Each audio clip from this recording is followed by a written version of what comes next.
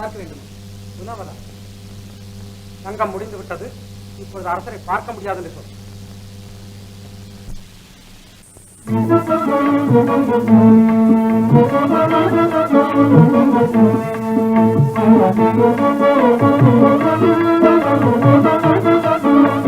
சங்கம் முடிந்து விட்டதாம்.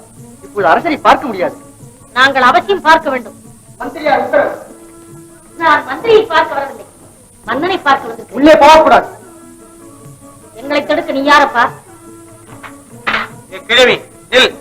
இனி ஒரு அடி எடுத்து வைத்தாலும் ஈட்டிகள் உன்னை கொன்றுவிடும். உன் ஈட்டி உடலில் தான் பாயும், என் எடுத்தாணி உள்ளத்தில் பாயும். என்னை தடுக்காதே. அந்த கிழவி எதற்கும் போக மாட்டேன் என்கிறாள். சேனாதிபதியால் கூட அவளை தடுக்க முடியவில்லை. புலவராய் இருந்தால் ஏதேனும் பரிசை கொடுத்து போக சொல்.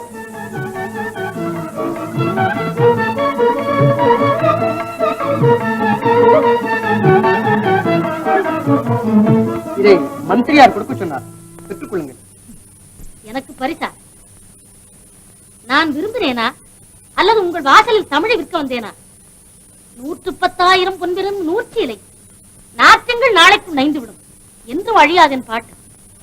இது உங்கள் மந்திரியிடமே கொடு. ஏய், கதவுகளை சாத்தி சங்கிலி போடு. அவர்கள் கவித்துவம் கதவை திறந்து கொண்டு வரட்டும்.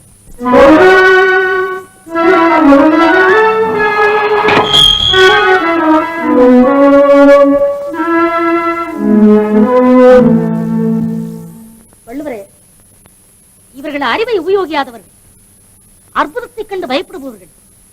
வாரும், இந்த சங்கிலிகளை அறுத்து உள்ளே செல்வோம்.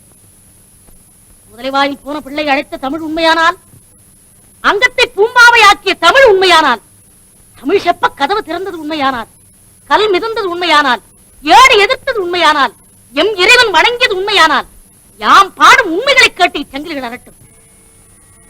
ஆர்த்தசபை 101,000 புலவர், வார்த்தை 10,000 ஊத்தமலர் தண்டாமரை திருவே தாதா கோடிக்கொருவர் உண்டாயும் உண்டென்று அறி.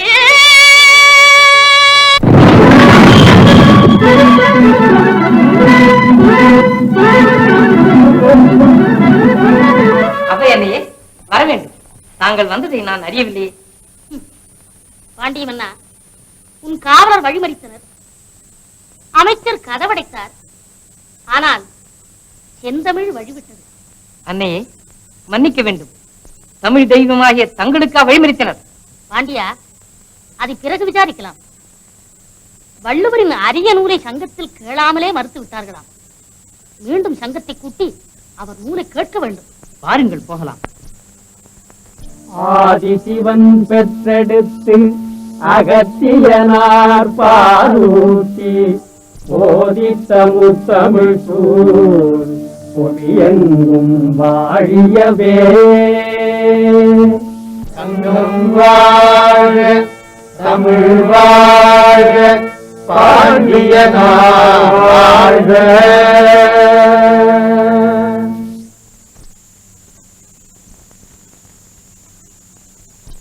சங்க புலவர்களே, தமிழ் மூதாட்டி ஔவையம்மையார் இங்கு வந்திருக்கிறார்கள். வள்ளுவர் குரலுக்கு அவர்களே சான்று கூறுவதாகவும் அதை சங்கம் கேட்டே ஆக வேண்டும் என்றும் விரும்புகிறார்கள். ஔவையாரா? உமது ஊர்? இறைவன் படைத்த இடங்கள் எல்லாம் எமது ஊர். உமது தாய் தந்தையர்? என் தாய் அவள் ஒரு மாதரசி, குமரி என்னும் பெயருடையாள். அவள் 3 கடலுக்கு அரசி, முத்தீனும் மகராசி. அவள் மலையிலே சந்தனம் பூக்கும், தரையிலே தங்கம் விளையும். காவிரி, தென்பெண்ணை, பாலாறு முதலிய நதிகள் அவள் பாதத்தை வருடிக்கொண்டே ஓடும். அத்தகைய தமிழ் தாயே என் தாய். உமக்கு மட்டுமல்ல, எமக்கும் அவள்தான் தாய்.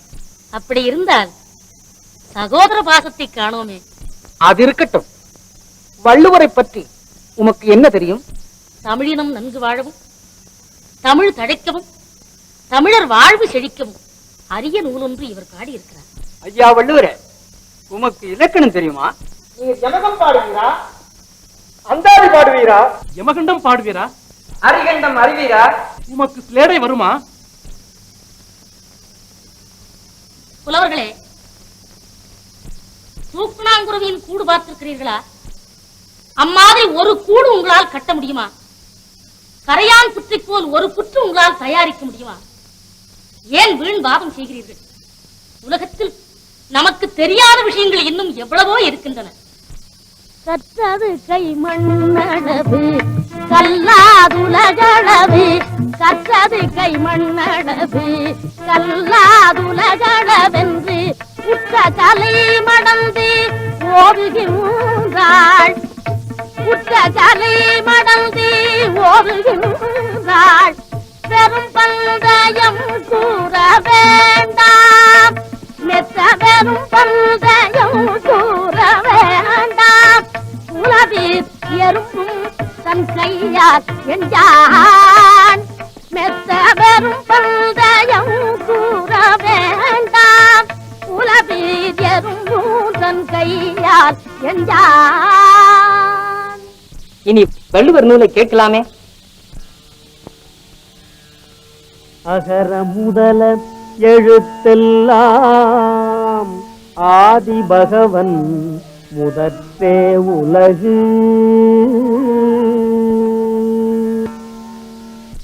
நூலை நாம் ஆட்சேபிக்கிறோம். இது செய்யுள் இலக்கணத்தை மீறி நிற்கின்றது. வெண்பாவானால் 4 அடி வேண்டும், ஈரடி வெண்பாவை ஏற்க முடியாது. ஆம், சங்கத்தின் விதிகளுக்கு முரண்பாடானது. இதை ஏற்கவே முடியாது. நீங்கள் கூறியது முற்றிலும் உண்மை. சங்கம் தூயது. திரிபுரம் எரித்த விரிசடை கடவுளால் நிறுவப்பட்டது. குன்றம் எறிந்த குமரக் கடவுளால் அருளப்பட்டது. பொதுவி வாழ் புகழ் குருவனியால் வளர்க்கப்பட்டது. நம் தமிழ் திருமொழி புனிதமானது. அதில் உங்கள் பொறாமைக்கு இடம் கிடையாது. பாண்டிய மன்னனே, தமிழ் இவர்களது தனி உரிமையா என்று கேட்கின்றேன். தமிழ் இவர்களுக்கு மட்டும் சொந்தமா என்று கேட்கின்றேன். கடலும் வானும் கன்னி தமிழும் எல்லோருக்கும் பொது.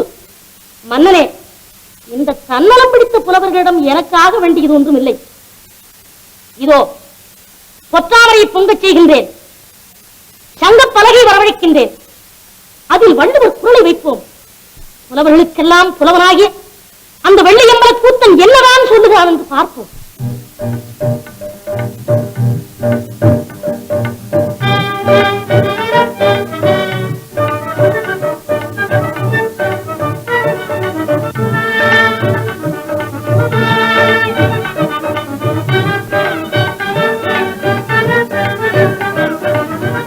முத்தமிழ் தெய்வமேவா,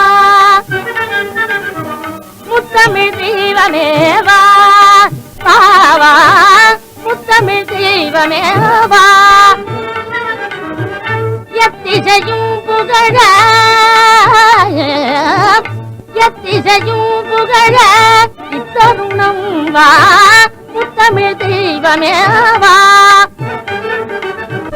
உத்தமமாகிய திருக்குறள் தனை நான் உகந்தேன் உகந்தேன் உகந்தேன், முத்தமிழ் தெய்வமேவா. பூதம் சரிந்த குமரா, பரம்பூதம் சரிந்த குமரா, திருச்சபையில் குரலிடம் கொள்ளாதோ, அன்று தமிழ் தந்த அகத்தியன குரல் ஆன்றோர் நெறியில்லையோ. என்று உடைய தமிழே குரலேற்றம் கொள்ள வருக, என்று உடைய தமிழே குரலேற்றம் கொள்ள வருக. பொங்கி வருக தமிழே,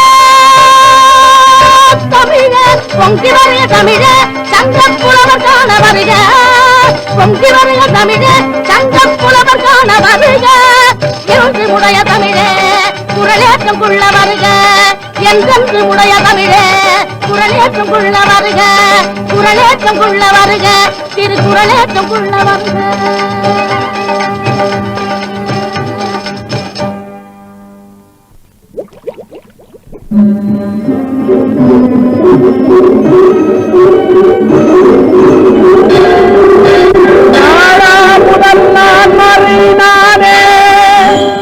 பாராயிடை பாரதம் அகன்றேன் வள்ளுவன் வாக்கு என் வாக்கு வள்ளுவன் வாக்கு என் வாக்கு